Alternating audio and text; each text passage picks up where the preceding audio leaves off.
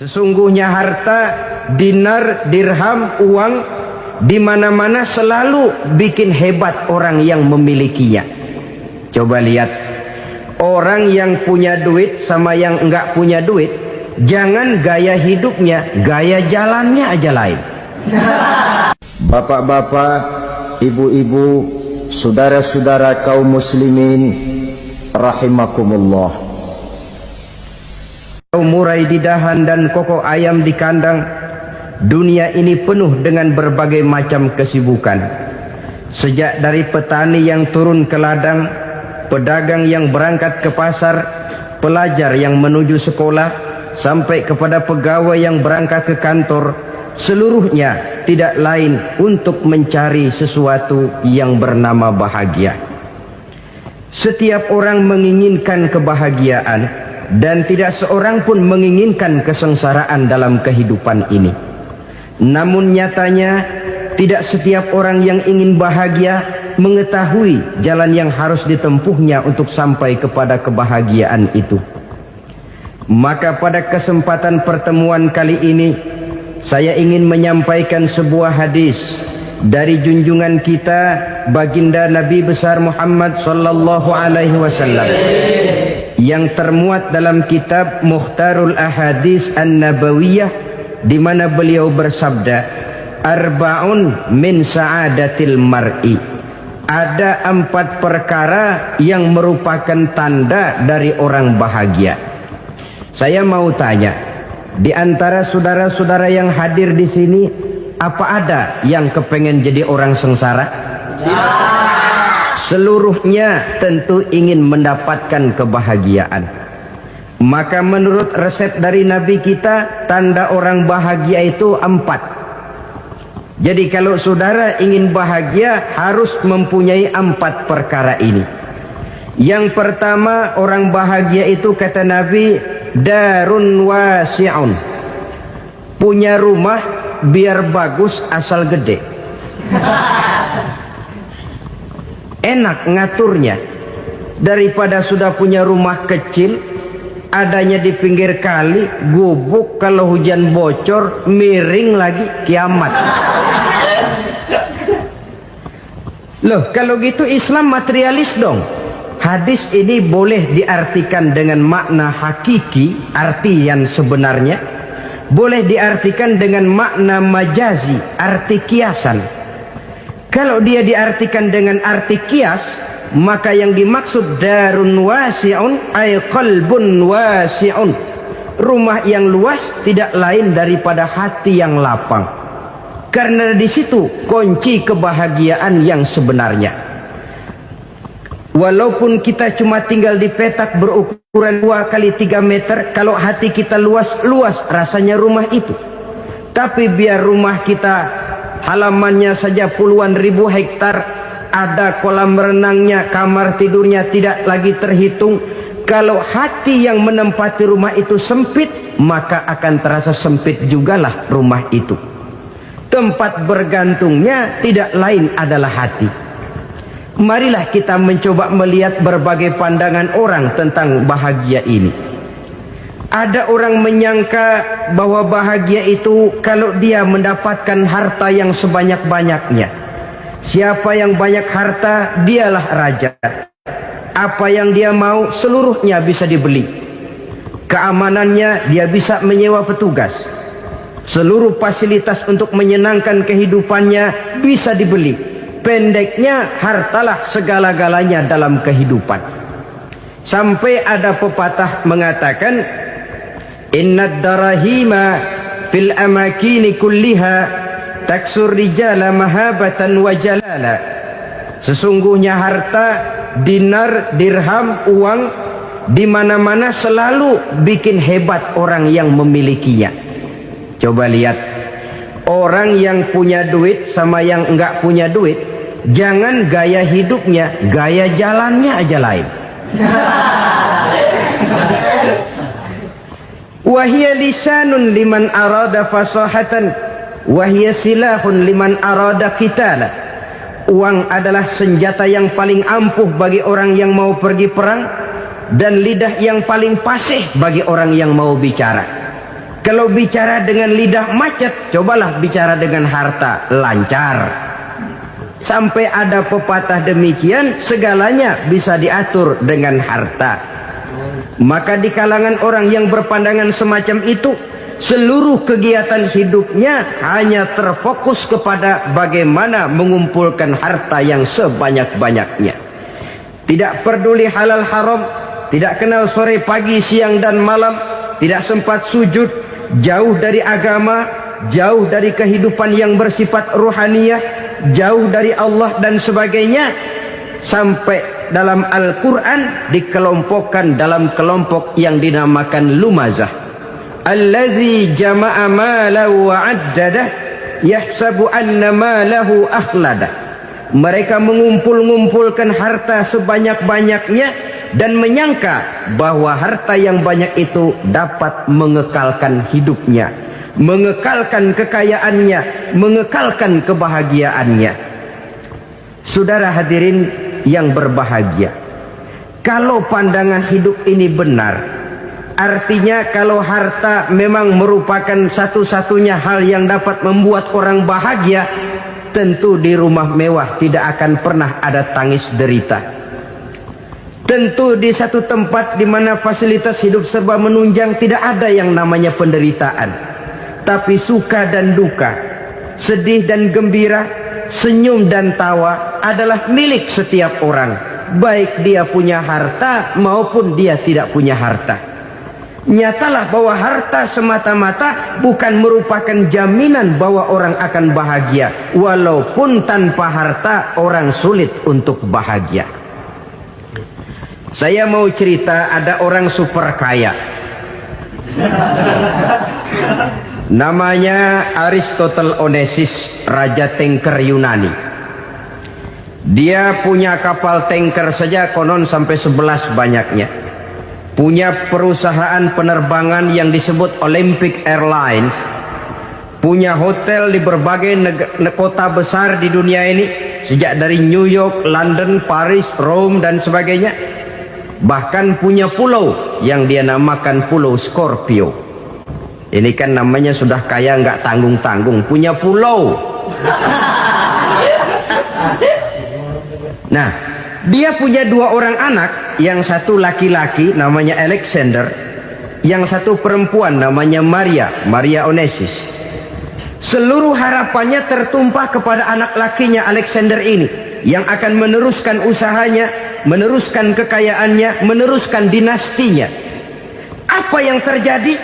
Ternyata anak yang dia harapkan yang bernama Alexander ini mati muda dalam kecelakaan pada waktu dia olahraga. Apa olahraganya? Namanya olahraga anak orang kaya, golongan jet set. Olahraganya olahraga pesawat terbang. Jatuh, ya nggak kapungut, habis mati. Tinggal satu anak perempuannya, Maria Onesimus. Tapi anak perempuan ini juga malah urakan. Terakhir dia pacaran, bahkan kemudian kawin sama orang Rusia. Rupanya Aristotle Onesimus ini broken. Kekayaannya yang berlimpah ruah, perusahaannya yang begitu banyak, siapa yang akan meneruskan? Siapa yang akan menggantikan? Sampai kemudian dia mengurung diri di Pulau Scorpio dan mati di sana secara mengenaskan. Seorang multi jutawan, seorang yang super kaya, mati menyendiri di pulau sepi. Ibarat kata pepatah, anak ayam mati di lumbung. Bukan kekurangan makanan, keurugan makanan. Begitu kehidupan Aristotle Onesimus. Dan banyak orang-orang yang sudah demikian kaya sampai dibingungkan oleh kekayaannya sendiri. Telusurilah kehidupan David Rockefeller misalnya, Henry Ford misalnya, Adnan Khashoggi misalnya. Multi jutawan yang kadang-kadang dibuat keder oleh kekayaannya sendiri. Pantas ketika Imam Ali ditawarkan orang, "Ya Ali, kalau kepadamu disuruh pilih ilmu atau harta, kau pilih mana?" Ya jelas pilih ilmu dong. Kenapa? Pertama, ilmu kalau kita berikan kepada orang lain tambah. Tapi harta kalau kita berikan kepada orang lain kurang. Saudara punya uang 10.000, dibagi orang 5.000, jelas uang saudara berkurang. Tapi saudara punya ilmu, diberikan kepada orang lain bisa, saudara pun makin mantap. Tidak lantas jadi bodoh karena ngajarin orang. Saudara bisa Fatihah lalu mengajarkan orang Fatihah. Orang bisa, saudara pun makin hafal. Tidak lantas setelah diajarin orang ilmunya hilang. Begitu datang dia minta orang, tolong ajarin saya Fatihah, udah habis, nggak ada.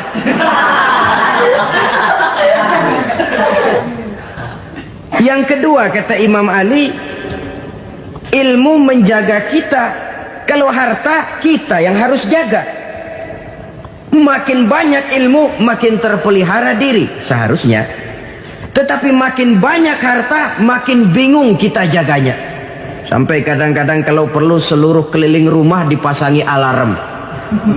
Belum cukup disewakan anjing besar-besar, pasang di depan pintu, awas anjing galak.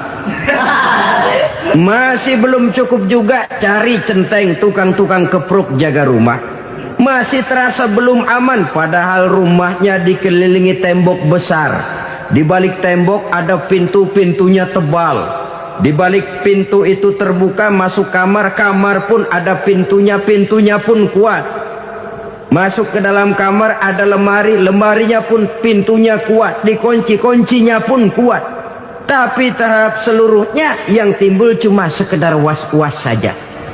Kesimpulannya sekali lagi, tanpa harta orang memang sulit untuk bahagia. Tapi harta semata-mata tidak merupakan jaminan orang akan bahagia. Dengan hati yang luas, itu modal utama untuk mencapai kebahagiaan hidup. Orang yang hatinya luas, saudara-saudara, punya hati yang lapang, melihat kenyataan hidup ini, dia bersyukur senantiasa kepada Allah. Lantas tidak timbul hasud dan iri hatinya. Oleh karena itu, jiwanya selalu lapang. Kalau tidak, cupik hati namanya. Dangkal pandangan, tidak senang melihat orang lain dapat nikmat, dan itu sering dijadikan contoh. Kalau orang yang lapang dada, dia lihat tetangganya beli TV baru, dia berkata, alhamdulillah ya, tetangga kita beli TV, mudah-mudahan kita bisa ikut nonton. Lapang dadanya. Tapi orang yang sempit hati, lihat tetangga beli televisi, meriang. Enggak diapa-apain, meriang. Besoknya dengar tetangga beli motor, makin sakit, ke rumah sakit. Lalu di rumah sakit dengar tetangganya beli mobil, mati. Disiksa oleh perasaannya sendiri. Orang kalau hati sudah sempit dalam hidup, kemanapun dia pergi, sempit rasanya medan kehidupannya. Kemudian kita melihat juga ada orang yang menilai bahwa bahagia itu katanya kalau punya kedudukan yang tinggi, pangkat yang agung, wibawa yang besar. Mungkin betul, tapi mungkin juga tidak. Bergantung kepada hati orang yang punya pangkat itu. Sama dengan harta tadi. Harta akan membawa bahagia kalau dia jatuh ke tangan orang yang berhati lapang. Tapi harta akan jadi bencana kalau jatuh ke tangan hati orang yang sempit. Pangkat akan membawa bahaya kalau jatuh di tangan hati orang yang sempit. Lebih dari itu, kenyataan mengajarkan kepada kita bahwa ternyata pangkat dan jabatan tidak selamanya memberikan kebahagiaan dalam kehidupan. Bahkan resikonya kelewat besar. Beberapa bukti kita bisa ambil dari para pemimpin dunia yang menjadi korban lantaran pangkat dan jabatan yang disandangnya. Saudara ingat Presiden Abraham Lincoln dan John Kennedy dari Amerika? Dibunuh orang. Park Chung-hee dari Korea Selatan, Ziaur Rahman dari Bangladesh, Anwar Sadat dari Mesir, terakhir Indira Gandhi dari India, menjadi korban dari pangkat dan jabatan yang disandangnya dari orang-orang yang tidak senang dia memegang jabatan itu. Dia akan mudah mengundang bencana. Sehingga pantas kalau seorang presiden terkemuka Amerika, Harry Truman namanya, Dia mengatakan jabatan presiden itu, kata dia, seperti orang nunggang macan, naik macan. Harus kita taiki, kalau enggak dia bakal nerekam kita. Ngeri katanya. Adapun orang yang hatinya lapang, kalau dia menerima pangkat dan jabatan, dianggapnya itu satu kesempatan untuk berbuat baik. Tapi orang yang berhati sempit, menerima pangkat dan jabatan, bukan kadang-kadang menerima, malah berusaha setengah mati mencapai dengan segala cara. Kalau perlu jilat atas, jilat atas. Jadi golongan sumuhun dawu. Jadi kelompok kulon nuwun, yes sir, yang kerjanya cuma oke bos. Kalau perlu jilat atas, jilat atas. Kalau perlu injak yang bawah, injak yang bawah. Perlu sikut kiri kanan, sikut kiri kanan. Yang penting pangkat dapat, jabatan dapat. Orang yang semacam ini, kalau sudah mempunyai pangkat dan jabatan, biasanya dia tidak menganggap itu sebagai amanah, tidak menganggap sebagai kesempatan berbuat baik, tapi malah kesempatan untuk memperturutkan hawa nafsunya yang dilatar belakangi oleh kesempitan hatinya tadi.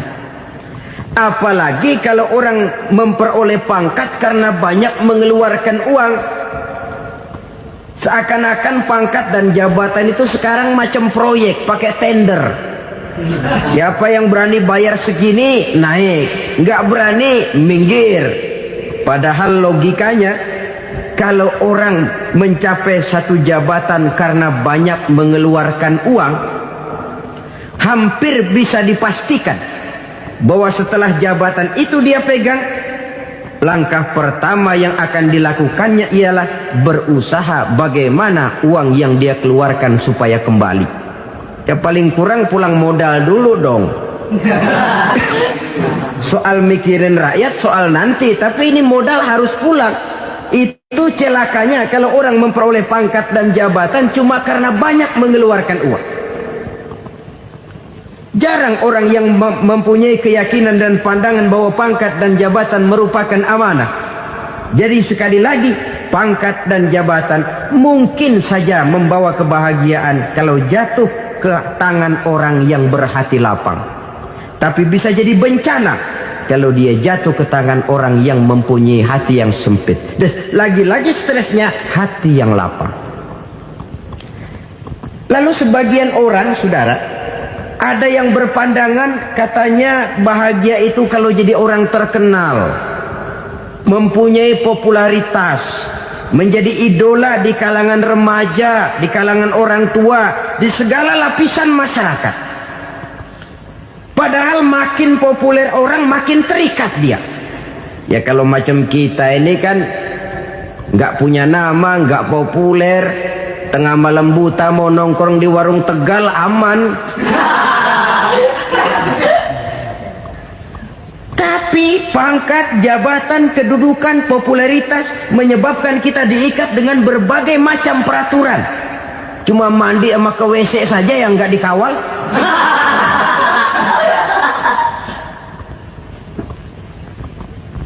Benarkah popularitas, ketenaran membawa kebahagiaan?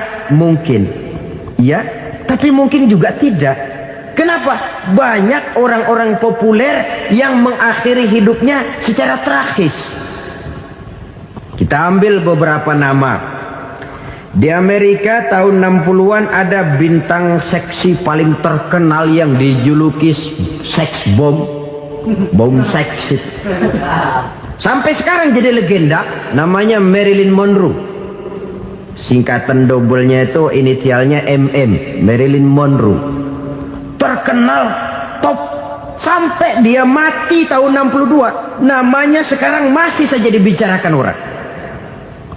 Kenapa dia bunuh diri? Tidak punya hartakah dia? Banyak. Kurang populerkah dia? Seluruh dunia mengenalnya. Sejak rakyat kecil sampai pejabat tinggi dia punya hubungan. Kenapa? Jenuh. Dia terlahir dalam keadaan yatim. Setelah itu tidak lama dia berangkat remaja, ibunya meninggal. pindah dari wanita asuh ke wanita asuh sampai 12 orang ibu angkatnya. Dan kekecewaan yang paling parah, setiap laki-laki yang dekat dengannya hanya seperti kapal berlabuh, datang dan pergi silih berganti. Padahal dia merindukan seseorang yang bisa melindungi hidupnya. Dia rindukan itu dan dia tidak pernah menemukan. Itu yang akhirnya menyebabkan dia minum pil tidur kelewat dosis, minum obat tidur kebanyakan, ya tidur terus sampai sekarang.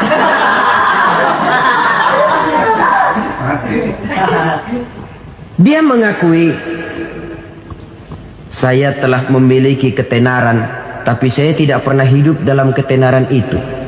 Saya pandai main sandiwara, tapi saya ingin hidup dalam alam yang real sebagaimana umumnya orang. Itu yang dia rindukan.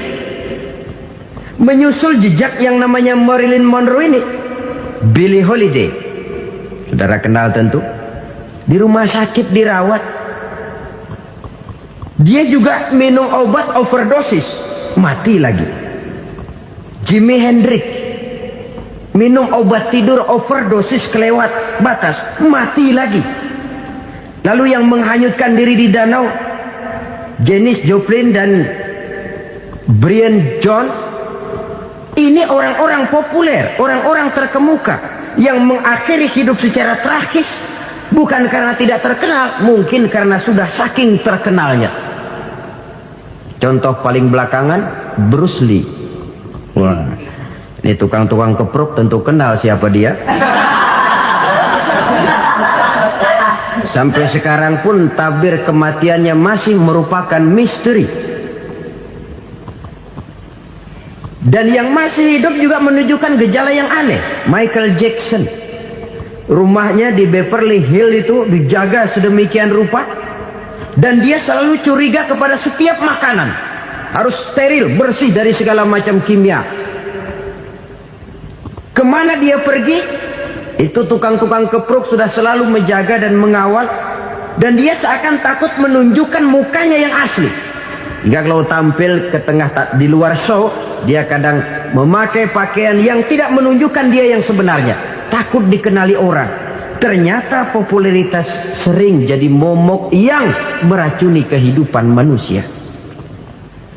Oleh karena itu, benarlah junjungan kita pada saat beliau mengajarkan orang akan bahagia kalau dia mempunyai hati yang lapang. Nah, sekarang masalahnya untuk mendapatkan hati yang lapang, caranya bagaimana? Kita kembali kepada konsep Quran. Allah mengajarkan, ala inna bi dzikrillahi tatmainnul qulub. Ketahuilah bahwa dengan banyak mengingat Allah, hati akan tenang, jiwa akan lapang. Dengan kata lain, dekat dengan agama, merasakan kehadiran Allah dekat dalam hidup. Itu muara pertama untuk mencapai hati yang lapang. Ala inna bi dzikrillahi tatmainnul qulub. Jangan macam orang sekarang ingin mendapatkan ketenangan lalu tapak di puncak gunung, di gua-gua, di tempat sepi. Iyalah kalau nggak ada ular. Kalau tergigit ular berbisa, ketenangan belum, mati jelas itu. Islam positif untuk mendapatkan ketenangan. Ala inna bi dzikrillahi tatmainnul qulubi. Bahwa ketahuilah bahwa dengan banyak mengingat Allah, hati akan tenang, jiwa akan lapang, nuansa pikiran akan luas. Karena yang namanya bahagia ada dimanapun manusia berada. Di kampung ada bahagia, di kota ada bahagia, di ngarai, di lembah, di gunung, di hutan, di lautan, di angkasa luar, dimanapun bahagia itu ada kalau kita bermodalkan hati yang lapang ini. Dan hati akan lapang kalau kita dekat dengan agama. Dekat dengan harta buat sementara hati mungkin tenang, tapi ketenangan yang relatif dan temporer. Apalagi orang tiap kali tambah harta, tiap kali tambah rencana. Itu wajar. Mungkin sebelumnya saudara berpikir, kalau punya duit 5.000 enak nih. Begitu punya duit 5.000, aduh sayang kalau 10.000 aja. Tiap kali tambah harta, tiap kali lain rencana. Makin banyak rencana, makin menjauhkan kita dari yang namanya ketenangan. Padahal ketenangan merupakan unsur utama untuk mencapai bahagia. Dan ketenangan itu bermuara dalam hati manusia. Tengoklah kehidupan ini. Orang yang banyak harta dengan orang miskin, berbedakah rasa sakit yang mereka tanggungkan? Rasanya tidak. Walaupun si kaya tidur di kasur empuk berselimutkan sutra mahal, sementara si miskin meringkuk di balai bambu yang keras dan kasar. Apabila maut datang, dia juga tidak pernah pilih bulu. Maut datang menjemput si kaya di singgasana keemasannya, dikelilingi oleh para pengasuh, dayang dan inang serta para pengawal. Dan maupun datang menjemput si miskin papa, sehingga ia tergelepar di tepian jalan. Kedua-duanya bernama mati. Kalau nyata bahwa sakit yang ditanggung si kaya tidak beda dengan sakit yang ditanggung si miskin, bukan harta semata yang membuat orang bahagia. Hati yang tenang, jiwa yang lapang penuh kedamaian, karena banyak berzikir dan mengingat Allah, itu merupakan modal utama untuk mencapai sesuatu yang bernama bahagia.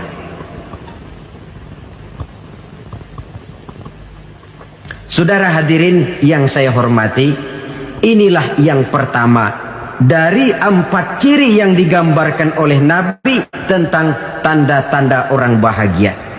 Dan harus berangkat dari yang pertama ini, hati yang lapang. Ini yang harus kita miliki lebih dahulu. Baru nanti akan menyusul kepada poin yang ketiga, kedua, dan selanjutnya. Sebab kalau hati sudah terisi dengan jiwa yang lapang, seluruh persoalan insya Allah akan bisa kita atasi dengan sebagaimana mestinya. Yang kedua sekarang, tanda orang bahagia menurut baginda Nabi, markabun syariah. Orang bahagia itu, kata beliau, punya kendaraan biar cepat asal lancar. Artinya kemana dia mau pergi mudah.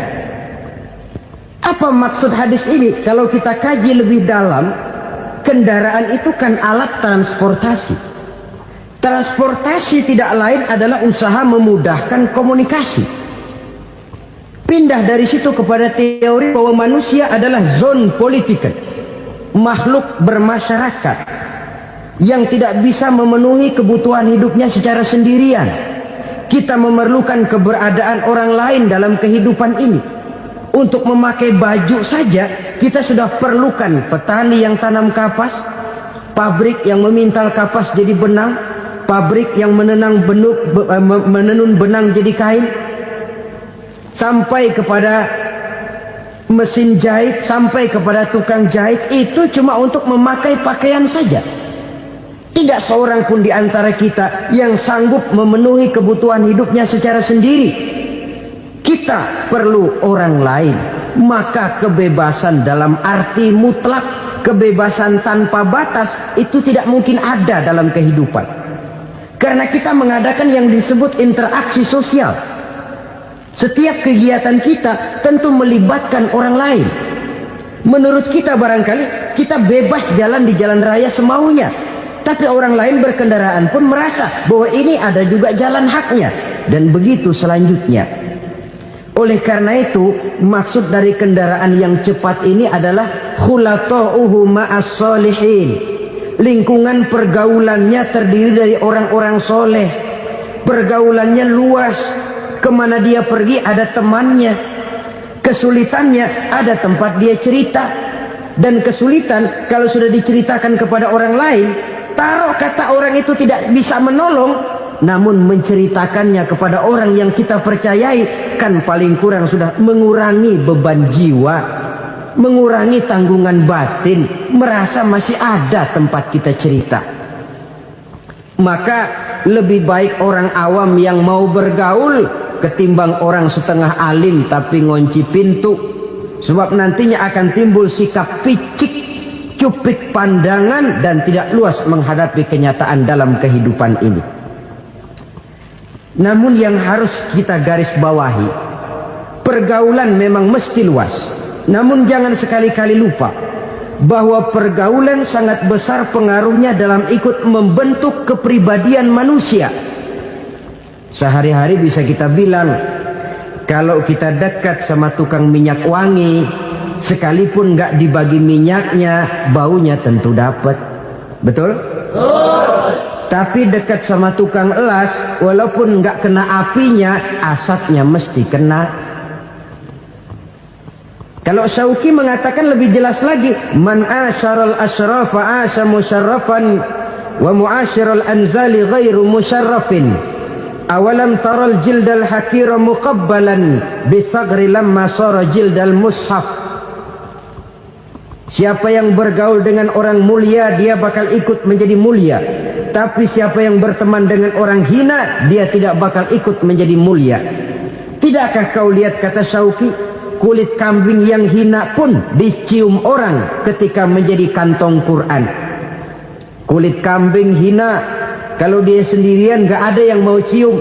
Tapi begitu dia bergaul dengan Quran, menjadi kantong Quran, dipakein minyak wangi, ditaruh di tempat yang tinggi, mau diambil dicium dulu, dibawa dengan penuh hormat dan hati-hati. Kulit kambing yang hina lantaran berteman dengan Quran, numpang mujur. Tapi coba lihat kalau kulit kambing berteman dengan kayu, jadi beduk, habis. Zohor dikemplang, asar dipukul. Itu pun sedikit saja, cuma salah milih teman. Yang temannya Quran dihormati orang, yang temannya kayu lantaran jadi beduk, gelap-gelap subuh orang udah kemplangnya.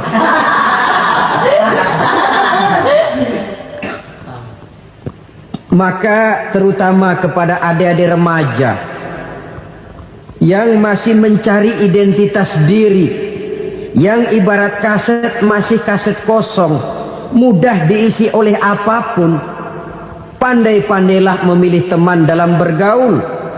Karena banyak orang yang tadinya baik-baik, ketika terseret dalam pergaulan dengan orang yang tidak baik, kebaikannya menjadi lentur dan luntur. Tapi berapa banyak bajingan-bajingan tengik, orang-orang yang berlumur noda dan dosa, tiap hari melakukan maksiat, namun bergaul dengan orang yang baik-baik, pada akhirnya sedikit demi sedikit beringsut dan berangsur dia terbiasa mengikuti kebaikan-kebaikan. Saya tekankan ini kepada remaja karena mereka masih mencari identitas diri. Apa yang mereka lihat mereka mau, apa yang mereka dengar mereka ingin tahu. Coba lihat kehidupan remaja. Pulang nonton film Rambo, pengen jadi Rambo, gagah, maunya belekai melulu. Pulang nonton film Superman, pengen bisa terbang. Pulang nonton India, nyanyi melulu. Wajar, mereka masih mencari identitas diri. Saya ini sebenarnya siapa? Lingkungan, pergaulan akan membentuk itu. Karena itu pandai-pandailah bergaul, karena ia sangat besar pengaruhnya dalam ikut membentuk kepribadian manusia. Apalagi sifat yang jelek lebih cepat menularnya ketimbang sifat yang baik. Sifat yang baik, watak yang soleh itu lambat sekali untuk menular. Tapi yang tidak baik, kan prosesnya mah kalau remaja biasanya mula-mula dengar. Karena dengar lalu pengen tahu. Karena pengen tahu lalu ngeliatin. Begitu ngeliatin kan pengen nyobain. Setelah nyobain ketagihan. Nah, ini prosesnya. Yang namanya ganja, morfin, narkotik, awalnya kan begitu. Mula-mula dengar, katanya kalau sudah fly to the sky, sudah melayang ke langit, katanya disitulah puncak kebahagiaan. Mulanya cuma dengar. Karena dengar pengen tahu. Karena pengen tahu lalu ngeliat, kumpul sama orang yang suka ngeganja. Setelah ngeliat, nah pengen ngerasain. Begitu ngerasain enak juga, ketagihan. Kalau sudah ketagihan jadi penyakit kronis, bisa merembet kepada yang lain. Iya, kalau orang tuanya mampu untuk beli morfin, beli ganja. Kalau tidak kan pikirannya ngayap, jemuran siapa ya gue sabar. timbullah perbuatan-perbuatan negatif yang bermula dari salah pergaulan. Apalagi buat adik-adik remaja yang tinggal di kota-kota besar, yang pengaruh budaya, pengaruh kesenian, pengaruh struktur kehidupan yang nampak makin individualistis, di mana persaingan tajam, tensi ekonomi tinggi, orang mudah mengalami stres. Pandai-pandailah dalam bergaul, sekali lagi, karena ia sangat besar pengaruhnya dalam ikut membentuk kepribadian manusia. Orang bahagia punya kendaraan yang cepat, artinya punya pergaulan yang luas, dan lingkungan pergaulannya terdiri dari orang-orang yang soleh.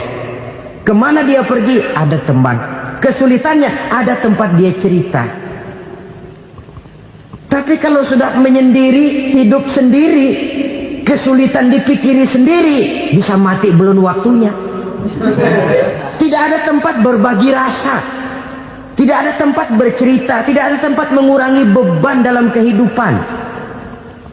Pantas betul kalau Islam sangat menggalakkan dan menganjurkan orang kalau sudah sampai waktunya itu untuk melangsungkan nikah. Kata Nabi, ya ma'syaras syabab man istata'a minkumul ba'at falyatazawwaj.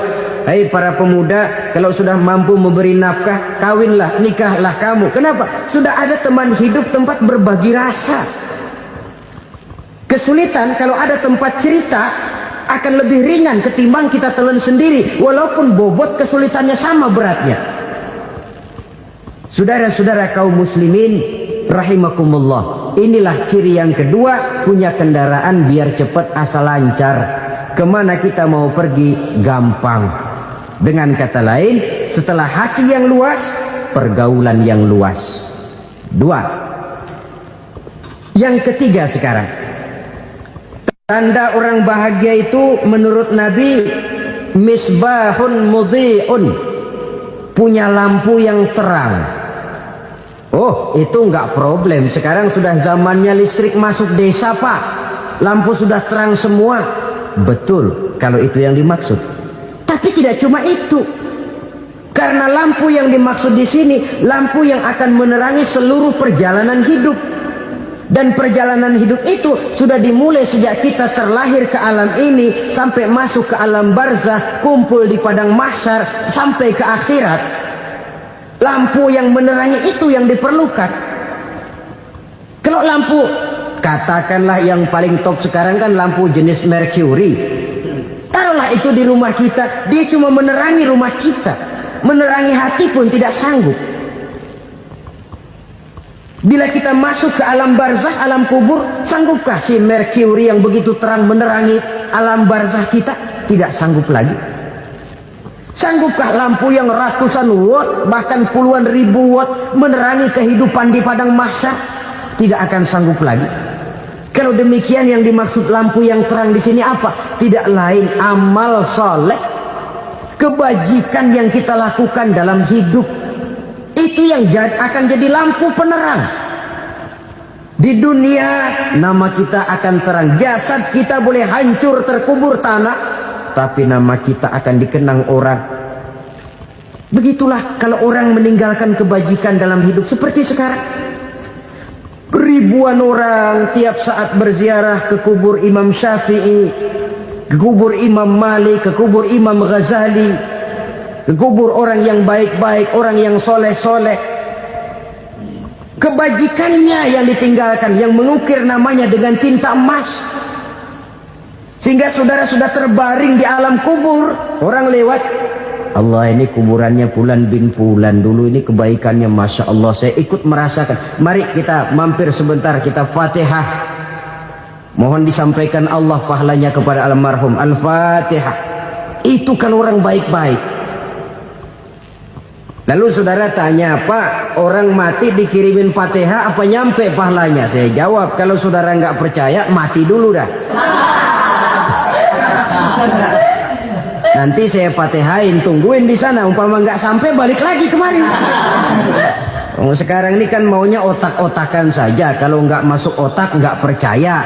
Padahal alam gaib itu nggak bisa diotak-otakin. Sama saja dengan saudara pernah dengar cerita kapal tanpa emas tenggelam kan? Pernah nggak? Di mana?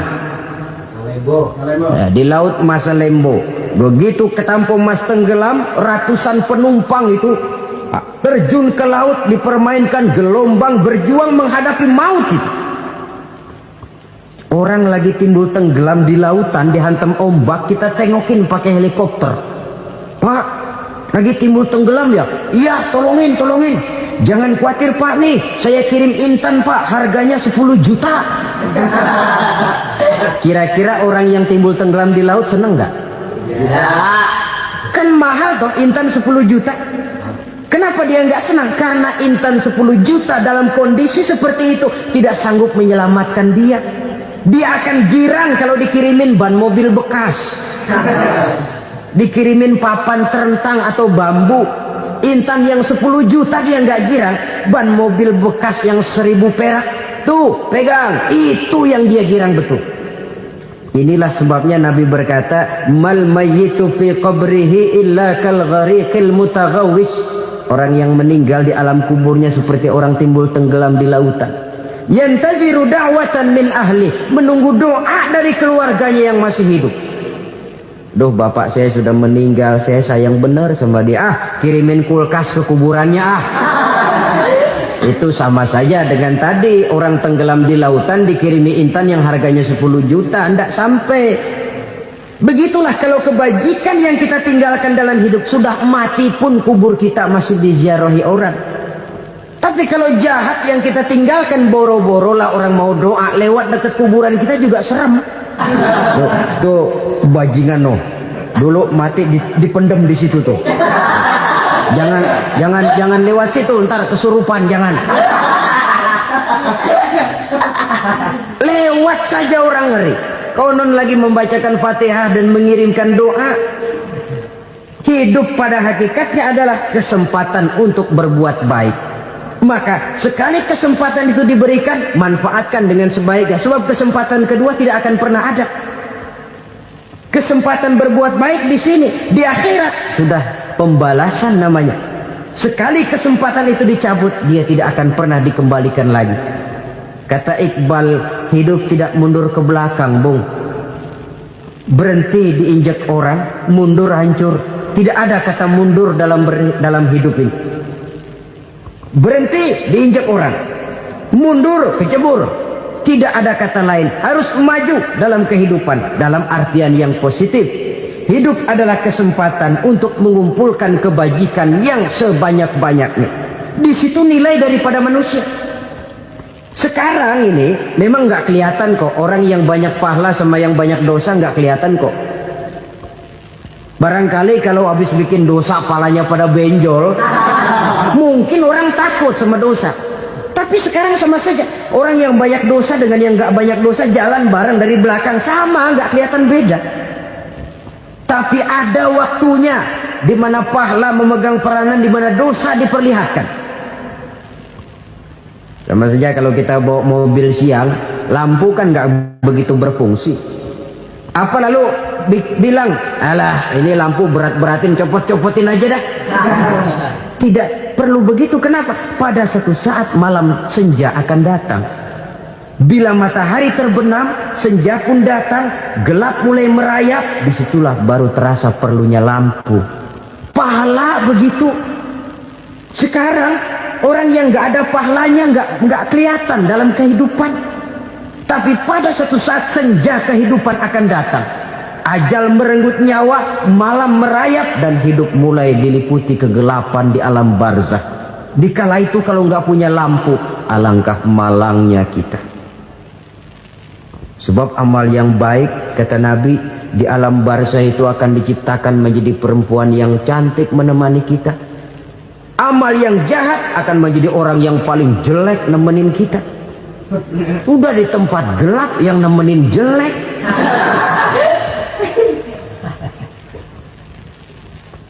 Kaum muslimin rahimakumullah.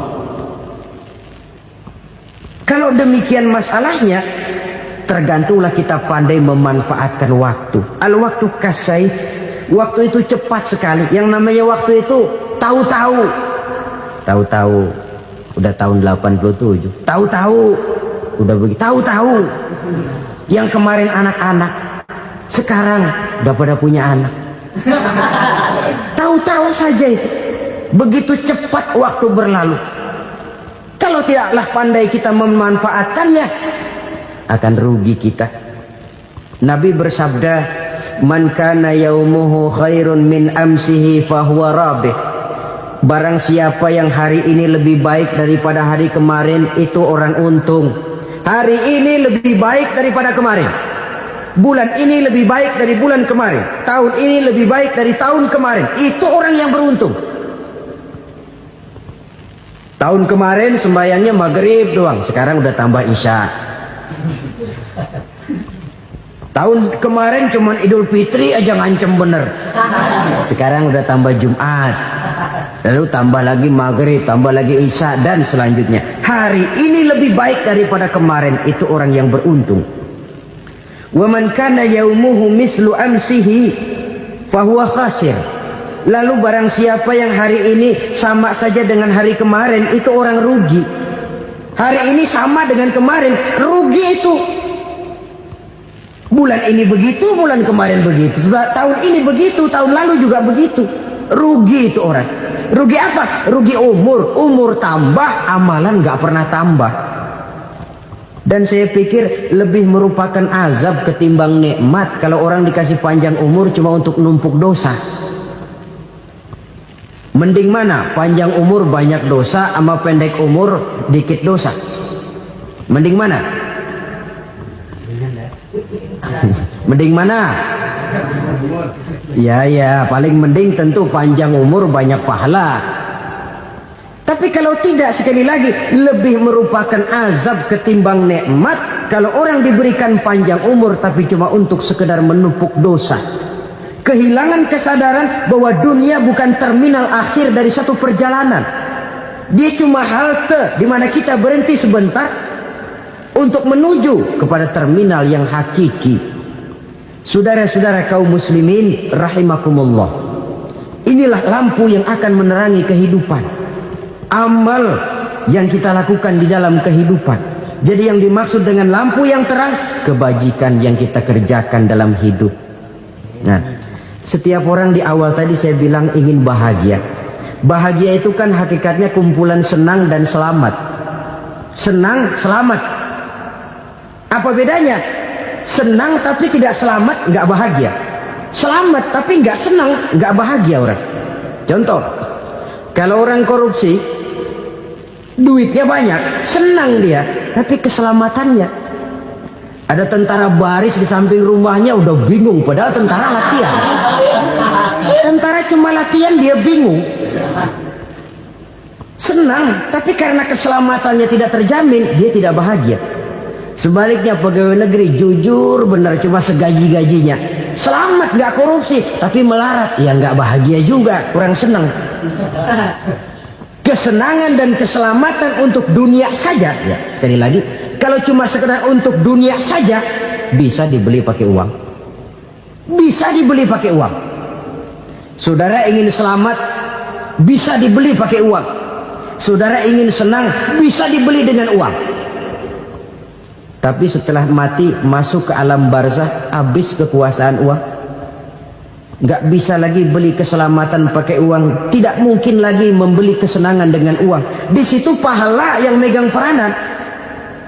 Makin banyak pahala, makin banyak saham untuk membeli kesenangan dan keselamatan, untuk memperoleh yang namanya bahagia. Dan jangan lupa loh, di alam barzah kita nggak sebentar, menunggu datangnya kiamat. Loh iya, kalau kita begitu dikuburin terus kiamat datang, untung. Tapi kalau masih harus 1000, 2000, puluhan ribu tahun yang akan datang, dalam satu penantian yang begitu lama, tanpa saham untuk memperoleh kebahagiaan, satu kemalangan yang tidak ada pernah putus-putusnya. Janganlah tergelincir oleh kebahagiaan sebentar yang menipu dengan mengorbankan kebahagiaan hakiki yang berjangka panjang. Apa artinya senyum sejenak kalau harus ditebus dengan tangis seumur hidup? Biarlah kita minum jamu, pahit memang, getir memang, tapi kan besok badan sehat.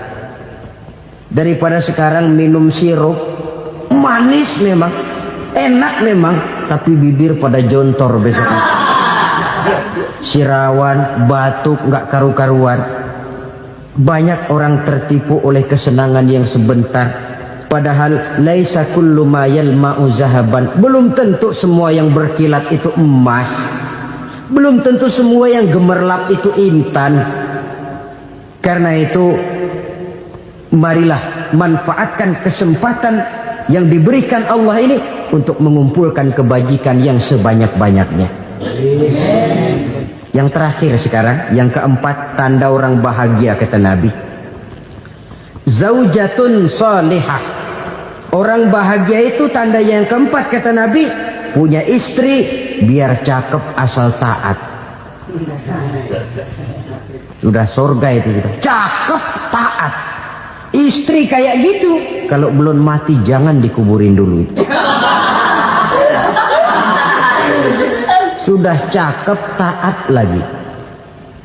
Tapi kadang-kadang enggak, udah jelek ngadat melulu. Apa yang mau dipilih? Sebab itu Quran mengatakan istri pakaian untuk suami, suami pakaian untuk istri. Kenapa suami istri diibaratkan pakaian? Alangkah tingginya gaya bahasa Quran ini. Suami istri teman hidup, hidup perjalanan panjang. Sejak kita dalam rahim sudah ada hidup kan di sini. Sampai ke alam dunia, masuk ke alam barzah, kumpul di padang mahsyar, sampai menuju akhirat, itu perjalanan hidup. Carilah istri atau suami teman hidup yang membawa manfaat tidak hanya kehidupan di dunia ini, sampai di alam barzah, sampai di padang mahsyar. Suaminya mungkin meninggal lebih dulu, atau istrinya mungkin meninggal lebih dulu, tapi suami atau istri yang masih hidup berbuat kebajikan. Suami saya meninggal, ada hartanya, saya sedekahkan, niat pahala untuk almarhum suami saya. Ini teman hidup. Tidak dibatasi dan tidak bisa dipisahkan oleh maut sekalipun. Zohirnya mungkin pisah, badannya mungkin pisah, tapi hatinya, jiwanya, kebersamaannya dalam menghadapi kehidupan. Karena itu, saudara-saudara, bahasa Quran indah. Suami istri diibaratkan seperti pakaian.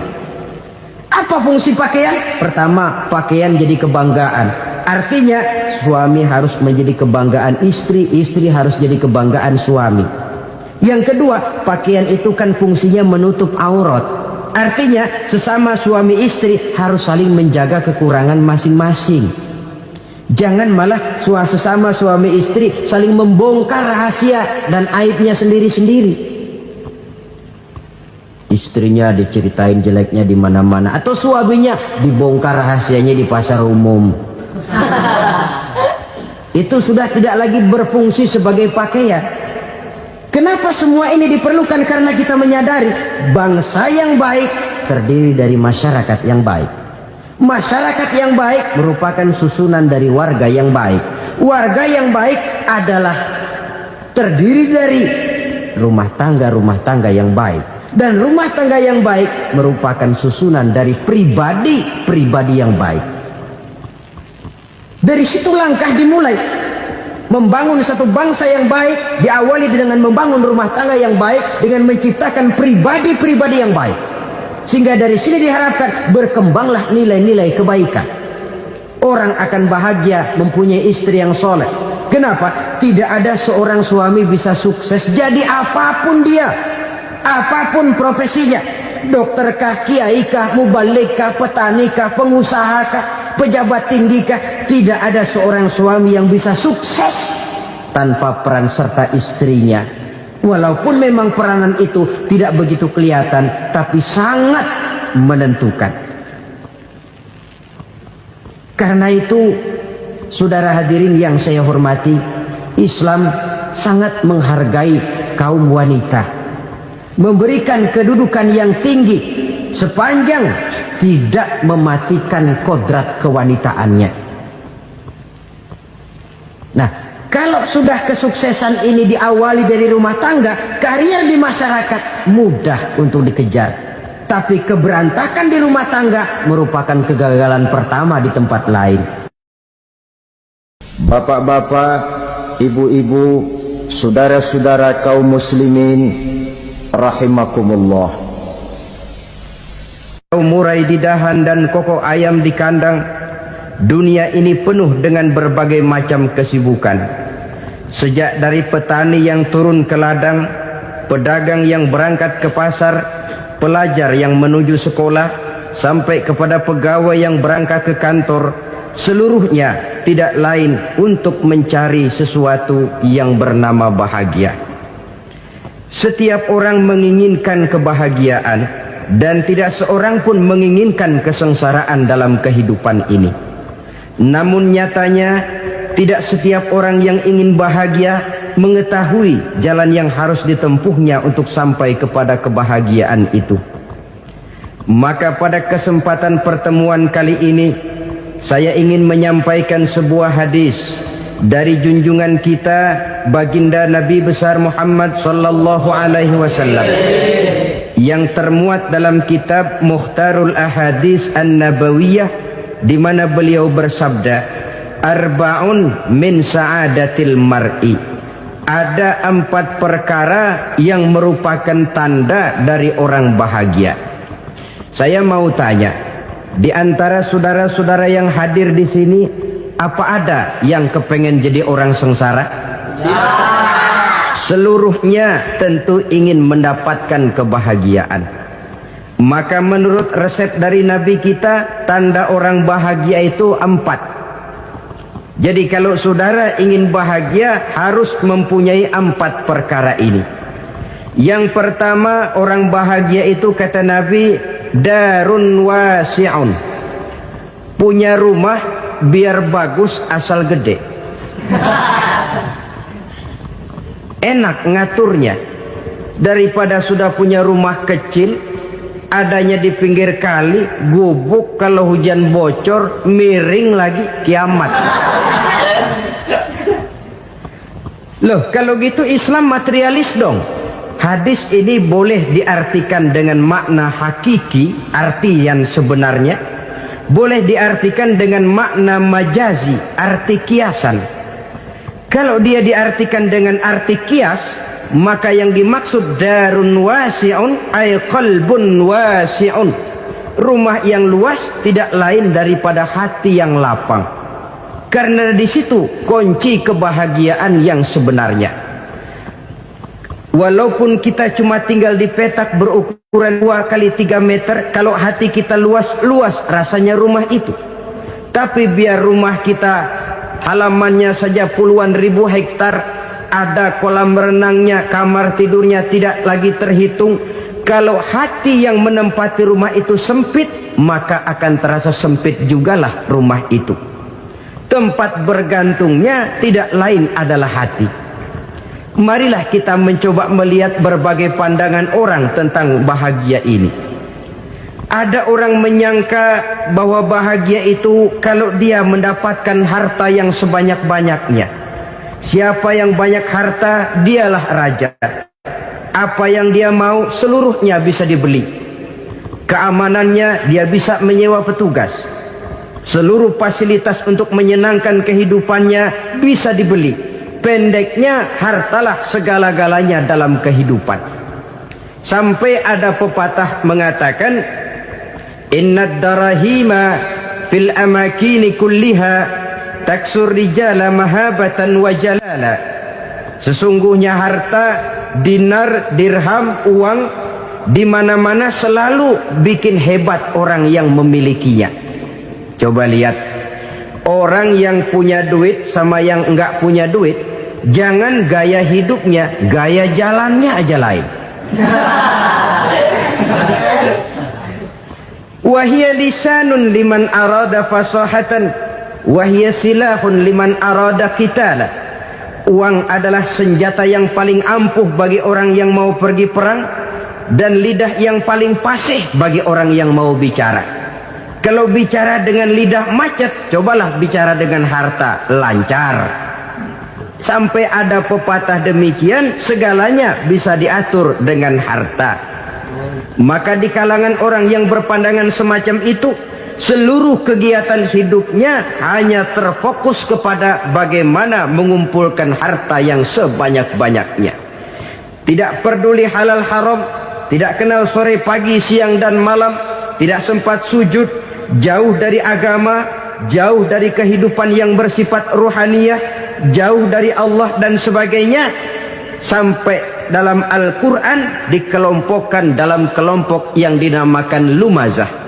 Allazi jama'a malahu wa 'addadah yahsabu anna malahu akhladah. Mereka mengumpul-ngumpulkan harta sebanyak-banyaknya dan menyangka bahwa harta yang banyak itu dapat mengekalkan hidupnya, mengekalkan kekayaannya, mengekalkan kebahagiaannya. Saudara hadirin yang berbahagia, kalau pandangan hidup ini benar, artinya kalau harta memang merupakan satu-satunya hal yang dapat membuat orang bahagia, tentu di rumah mewah tidak akan pernah ada tangis derita. Tentu di satu tempat di mana fasilitas hidup serba menunjang tidak ada yang namanya penderitaan.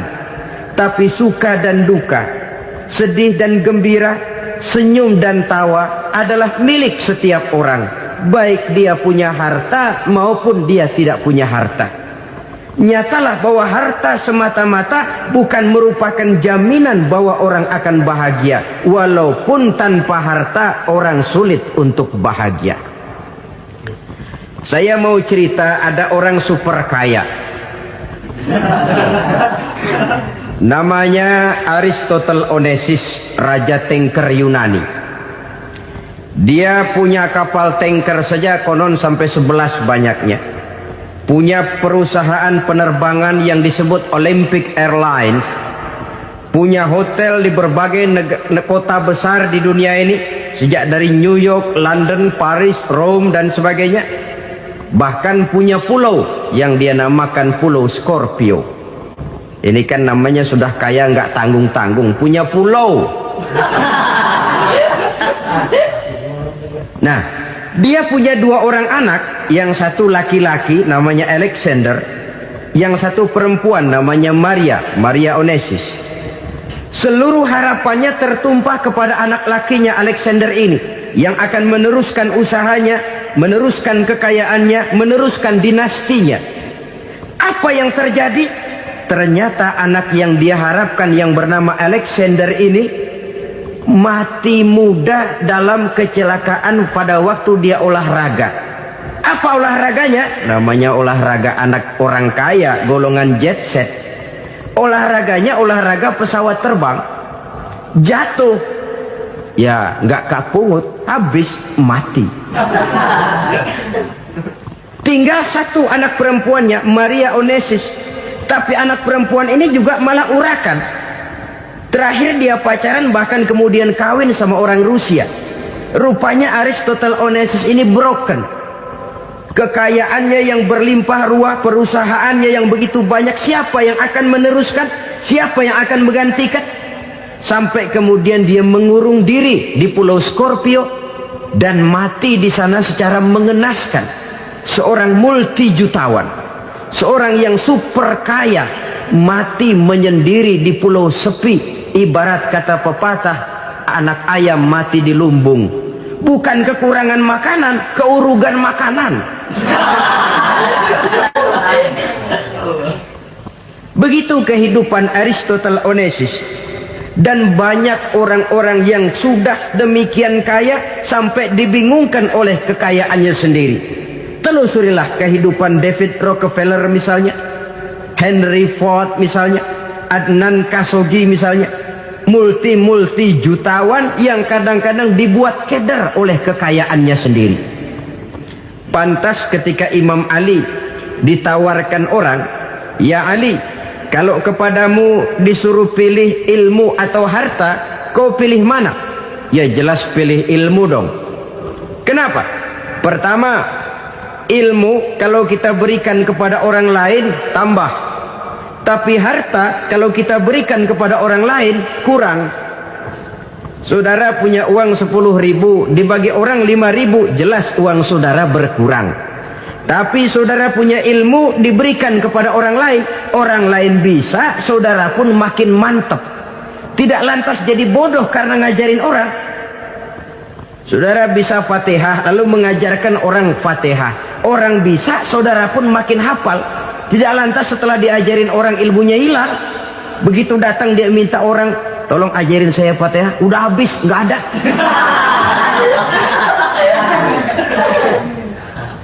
Yang kedua kata Imam Ali, ilmu menjaga kita. Kalau harta kita yang harus jaga. Makin banyak ilmu makin terpelihara diri seharusnya. Tetapi makin banyak harta makin bingung kita jaganya. Sampai kadang-kadang kalau perlu seluruh keliling rumah dipasangi alarm. Belum cukup disewakan anjing besar-besar, pasang di depan pintu, awas anjing galak. Masih belum cukup juga, cari centeng tukang-tukang kepruk jaga rumah. Masih terasa belum aman, padahal rumahnya dikelilingi